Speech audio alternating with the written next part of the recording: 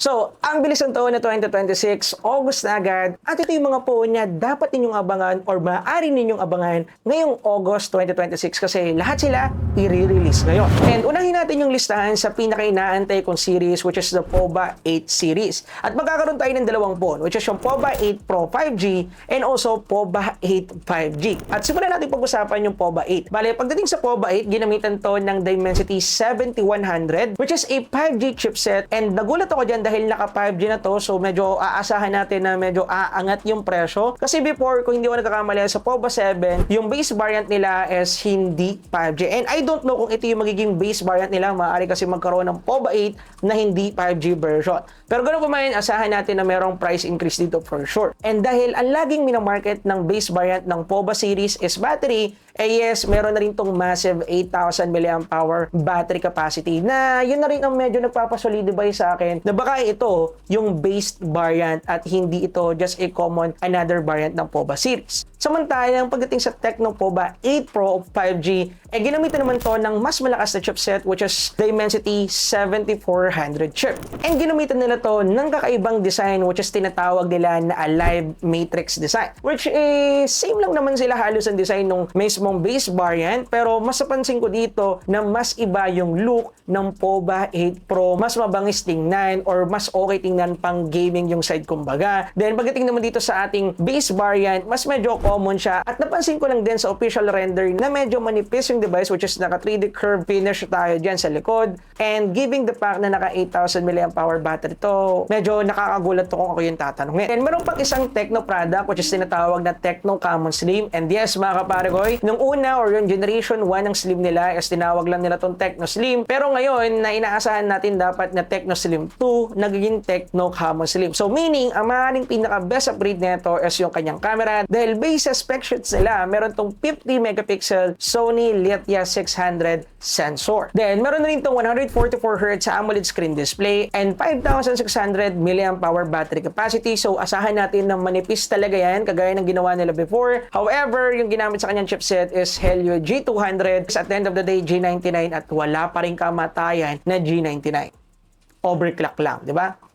Usapang gaming phone naman tayo which is officially na-release na at pwede nyo na mabili sa market. Nubia Neo 5 GT Special Edition and Nubia Neo 5 Max. Bale, unahin natin yung Neo 5 GT Special Edition. Meron tong Dimensity 7400 chipset, may 1.5K 144Hz AMOLED screen display, pang gaming talaga. May 6,210 mAh battery which is okay na para sa isang gaming phone. And yung pinakami ng market nila dito is meron na tong liquid cooling system and built-in cooling fan na nakita natin na effective sa Red Magic 11S Pro and maaaring maging kakompetensya to ng Infinix GT50 Pro since ang kulang sa Infinix GT50 Pro liquid cooling is yung built-in cooling fan. Dahil nakita naman natin na gumagana naman talaga yung liquid cooling system nila, nakakapagpalamig naman talaga. However, walang fan na nakakapag-remove yung init na na-absorb ng water kaya naiipon lang din sa likod. Kaya nag-cause ng medyo problema pagdating sa engineering design nila or umiinit pa rin yung phone in overall sa madaling salita. Pero dito sa ating Nubia Neo 5 GT Special Edition, nakita natin na nag-apply na sila ng built-in cooling fan which is nakita rin natin sa Red Magic 11S Pro na effective na dapat nilalagyan talaga natin ng pan-dissipate. So gusto ko rin ma-review to at titingnan ko kung ano yung mga pwede nating makuha or makita sa kanya in overall kaya abang-abang din kapag nagkaroon tayo ng unit. Pagdating naman sa Nubia Neo 5 Max, yung pinakami na market nila dito is yung malaking screen niya. Kumbaga, para siyang tablet na cellphone or para siyang cellphone na may pagka-tablet. Kasi meron ng mini tablet, tapos meron pa cellphone na malaki. Ang tawag natin doon, big phone?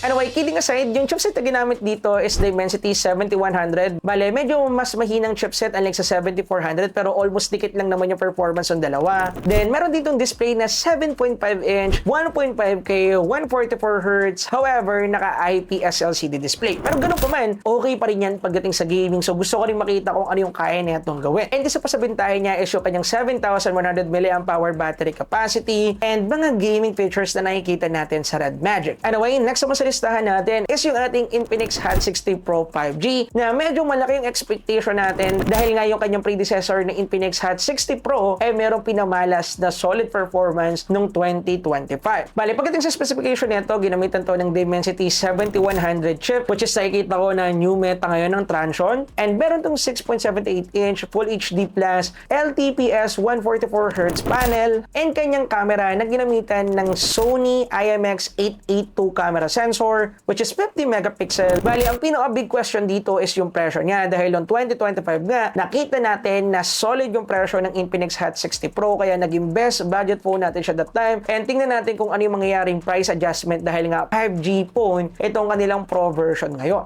Anyway, lipat naman tayo sa Redmi Note 17 series na alam natin na magiging medyo mataas yung presyo dahil lagi namang ganun. Ginamitan ng Snapdragon 6 Gen 5 chip para sa base version and also Pro version. Ito pa lang kasi yung confirmed dun sa Pro Max, wala Base pa. version, and same din ng base version and Pro version na merong 9,000 mAh battery capacity na maaaring mabago pa pag naging global roam, and meron ding rumored na 200 megapixel camera sensor yung ginamit sa Pro Max version nito. So, tingnan na lang natin kung ano yung mangyayari, pero at the moment ito yung mga nakita kong balita about sa Note 17 dahil for sure i-release at i-release din naman yan, kaya abang-abang na lang tayo dahil for sure medyo ma-increase yan sa presyo nila, kaya ang magandang tingnan dyan is yung kanilang counterpart which is yung Poco na same lang naman din ang specs lagi nang nile-release pero mas mababa yung presyo. So titingnan natin kung ganun pa rin ngayon. And speaking of Poco, meron din bagong papalabas sa kanila which is sinatawag na Poco M8 Power. And yung chipset na ginamit dito is Snapdragon 4 Gen 4. Merong AMOLED screen display and meron ding 8,000 mAh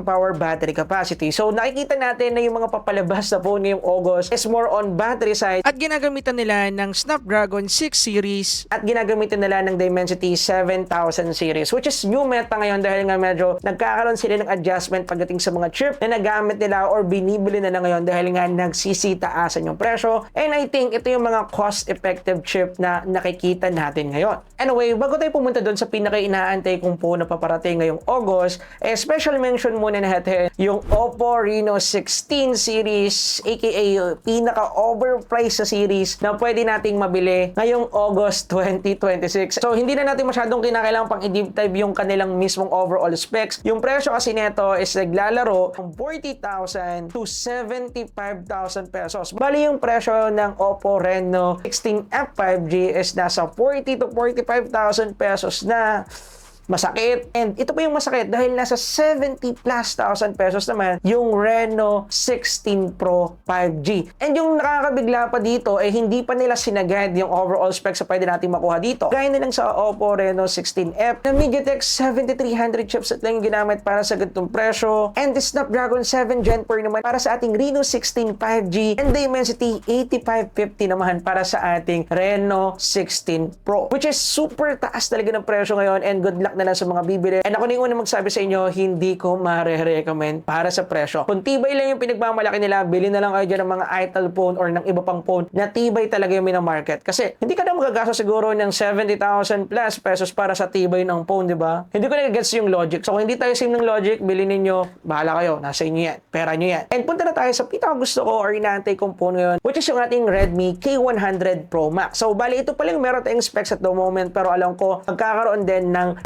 K100, pero at the moment hindi ko makita yung overall specs niya. Pero sa K100 Pro Max ay meron tayo ditong Snapdragon 8 Elite Gen 5 chip, which is alam naman natin na pinakamalakas sa gaming chip na pwede nating makuha. Meron ding 2K resolution, 185Hz AMOLED screen display, which is pang gaming talaga. Then lastly, meron din tong 9,000 mAh battery capacity. So at the moment, yan yung confirmed specs niya, and kaya ako excited dito dahil maaaring ito ang isa sa mga phone ng Poco F9 series. So meaning papalapit na or malapit na ring i-release ang Poco F9 series. Kaya talagang interesting itong lineup na to. Super interested din akong i-cover itong mga to at makita kung ano yung mangyayaring changes if ever man na magiging global roam phone ito. Kaya at the moment, kung ano yung makikita nating overall specification sa K100 Pro Max, ay maaaring yun din yung specs na medyo tune lang ng konti sa magiging Poco F9 series. Maaaring ito yung Poco F9 Pro Max din dahil ganito yung nangyari last year, or pwedeng ito yung Poco F9 Pro. I don't know, pero for sure paparating paparating na yan. Anyway, dito ko na tatapusin yung video. Maraming salamat sa panonood. And yeah, kita-kita tayo sa susunod na update. And kung gusto niyo ng ganitong video, hit the like and also subscribe and hit notification bell dahil meron tayong giveaway ngayong 2026. Just ang kinakailangan nyo lang gawin is sagutin yung tanong na to. Ano yung phone